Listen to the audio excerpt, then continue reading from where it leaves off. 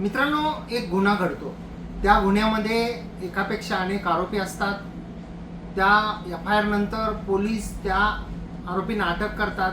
अनेक आरोपी असतात आणि जेव्हा आरोपींना अटक केलं जातं त्यावेळी त्यातला एक आरोपी असं म्हणतो की मी कोणताही गुन्हा केलेला नाही, परंतु माझ्यासोबतचा जो दुसरा आरोपी आहे तर त्यानं गुन्हा केलेला आहे आणि त्यामुळं मला जे आहे ते निर्दोष सोडावं आणि या दुसऱ्या आरोपीला जी आहे ती शिक्षा द्यावी.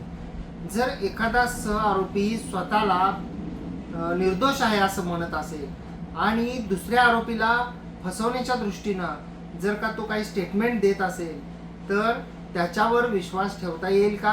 आणि त्या सहआरोपीने दिलेल्या स्टेटमेंटवरून त्या दुसऱ्या आरोपीला शिक्षा देता येईल का? याबद्दल माननीय सर्वोच्च न्यायालयाने एक महत्त्वाचा असा निर्णय दिलेला आहे, ज्याबद्दल आज आपण बोलणार आहोत. नमस्कार, मी आपला वकील मित्र ॲडव्होकेट कैलास नाईक. कायद्याचं म्हणजेच तुमच्या फायद्याचं बोलूया, तुमच्या हक्काच्या कोर्ट कचेरी या यूट्यूब चॅनलवर.